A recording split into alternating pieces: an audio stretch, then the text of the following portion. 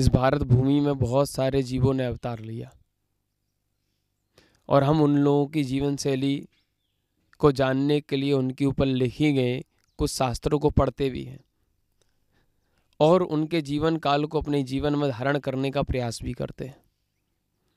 बहुत सारी परंपराएं इस दुनिया में, जो परंपराएं महापुरुषों का गान बखान और उनके विचारों का संरक्षण कर रही हैं।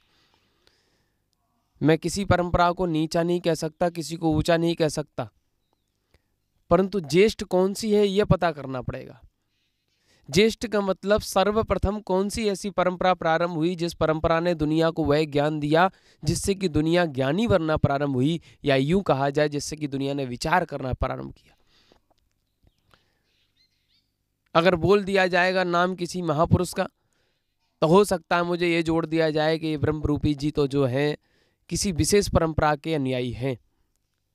और मैं ना तो यह लोगों के सामने प्रस्तुत करना चाहता हूं कि मैं हिंदू परंपरा का हूँ, जैन परंपरा का हूँ, बौद्ध परंपरा का हूँ, सिख परंपरा का हूँ, मैं कौन सी परंपरा का हूँ, मैं यह नहीं बताना चाहता। मैं ये बताना चाहता हूँ मेरी स्वयं की परंपरा है, वो परंपरा है प्रेम। और ये प्रेम परंपरा मेरी नहीं है, ये प्रेम की परंपरा सनातन है और सनातन ही प्रेम है।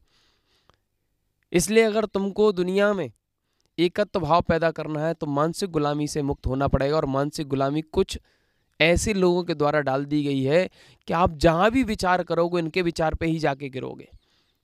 आज आपकी विचारधारा ऐसी बना दी गई कुछ कथाकथित पाखंडियों द्वारा कि आप जहां भी विचार करोगे उन्हीं के विचार पे जाके गिरोगे, यानी आपका स्वयं का विचार उत्पन्न ही नहीं कर पाया आपने। कुछ लोगों ने जो विचारों को लिपिबद्ध कर दिया, उन्हीं विचारों को आप शाश्वत मानने लगे। सिद्धांत शाश्वत हो सकते हैं, विचार शाश्वत नहीं हो सकते। समय समय पर विचार बदलते हैं, समय समय पर विचारधाराएं पैदा होती हैं, समय समय पर परंपराएं बनती हैं, बिगड़ती हैं और एक नई सृष्टि का सृजन करने के लिए सहयोगी बनती। यह आपको करना पड़ेगा। क्या कारण था कि बुद्ध को अपना घर छोड़ना पड़ा? क्या कारण था कि महावीर वस्त्र छोड़ के नग्न दिगंबर भेष में वन को निकल गए? क्या कारण था कि वीतराग सर्वगुरु रामचंद्र भगवान ने अपना राजपाट अपने बच्चों को, अपनी आने वाली संतति को सौंप कर वन को निकल गए? ऐसा क्या कारण था कि वीतराग सर्वगुरु रामचंद्र भगवान के जीवन काल के मुश्किल भरे पल निकले? ऐसा कौन सा कारण था कि माँ सीता को जंगल में और वनवास की जिंदगी गुजारनी पड़ी? ऐसा कौन से कारण थे वो? ऐसी कौन सी परंपराएं, जो परंपराएं उनके जीवन में भी मुश्किल पैदा कर दी? तो कर्म की परंपरा, यानी कर्म की परंपरा कभी नहीं मिटेगी। आप जो करोगे वो आपको भोगना पड़ेगा। इसलिए मैं आपसे कहना चाहता हूं कि आप कथाकथित पाखंडियों के चक्कर में नहीं पड़िए। इन लोगों ने लूटा है, इन्हीं के कारण धर्म टूटा है, इन्हीं के कारण प्रेम छूटा है। इसलिए मैं इन लोगों से कहना चाहता हूं कि अपनी दुकानें बंद कर लो। तुम्हारी दुकानें बंद करने का समय आ चुका है, क्योंकि समय समय पर एक क्रांतिकारी पैदा होता है जो प्रेम को दुनिया तक पहुंचाने का प्रयास करता है। बहुत हो गए हिंदू, मुस्लिम, सिख, ईसाई, जैन, पारसी, यहूदी, लिंगायत, बौद्धों की परंपराएं। इन परंपराओं ने आज तक समाज को तोड़ा है, जोड़ा नहीं है। एक दूसरे से लड़ाया है, ना कि एक दूसरे को मिलाया है। मैं किसी परंपरा की बुराई नहीं करना चाहता। मैं कहना चाहता हूं तुम राम के अनुयायी हो तो भी तुम्हें दूसरे से घृणा क्यों हो रही है? क्या राम ने घृणा का उपदेश दिया? तुम महावीर स्वामी के अनुयायी हो तो फिर तुम्हें किसी दूसरी जाति मत संप्रदाय से क्यों घृणा होती है? तुम बुद्ध के अनुयायी हो तो तुम किसी में शुद्ध आत्मा को क्यों नहीं देख पा रहे हो? तुम अगर मोहम्मद के हो तो किसी से मोहब्बत क्यों नहीं कर पा रहे हो? मुझे ये समझ में नहीं आता है। इसलिए मैं तुम लोगों से प्रश्न करना चाहता हूं कि जिस यीशु ने अपने आप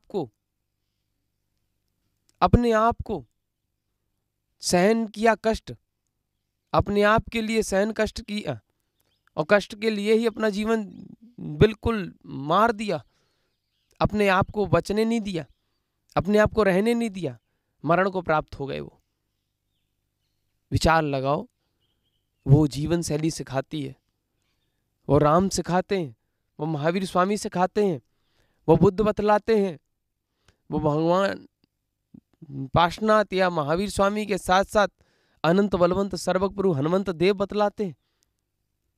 इनका जीवन बतलाता है कि आप जिंदगी में कुछ करना चाहें तो एक ही चीज को करिए, वो सिर्फ और सिर्फ प्रेम, दया, करुणा, मैत्री और कुछ नहीं। इसलिए मेरा शुभ भाव रहता है कि जिंदगी पे आपके कुछ प्रभाव होगा तो प्रेम का प्रभाव होगा। इन लोगों से सीखने के लिए मिलेगा, जानने के लिए मिलेगा, समझने के लिए मिलेगा। अगर इनके जीवन को नहीं समझा तो क्या माना इनको, क्या पहचाना इनको। इसलिए कथाकथित आडंबरियों से दूर रहिए। ये लोग आपको तोड़ेंगे ना कि जोड़ेंगे। अपनी अपनी परंपराओं का पालन करो, समस्या नहीं है। परंतु समस्या वहां खड़ी होती है जब अहंकार की श्रृंखला बहुत बड़ी होती है। और अहंकार की श्रृंखला इतनी बड़ी हो गई है कि महावीर के अनुयायी बटे बैठे हैं, राम के अनुयायी बटे बैठे हैं, बुद्ध के अनुयायी बटे बैठे हैं, मोहम्मद के अनुयायी बटे बैठे हैं, ईसाई के जो हम संप्रदाय को जानते हैं, लोग कहते हैं कि ईसाई कुछ लोग होते हैं हमारे भाई लोग, उन लोगों के लोग बटे बैठे। मुझे एक परंपरा बता दो, मुझे एक परंपरा बता दो जो बटे नहीं बैठे हो।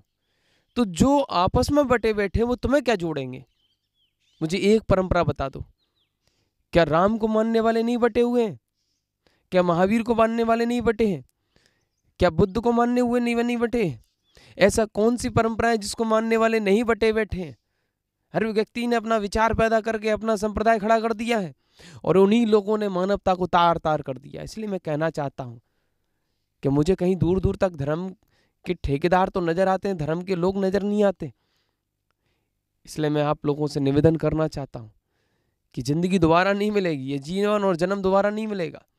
इसलिए जो खुद एक दूसरे को अपना नहीं बना पा रहा वो तुम्हें तुम्हारा क्या बनाएगा? 2 मिनट के लिए मेरी बात पर विचार करना, थोड़ा चिंतन मंथन करना।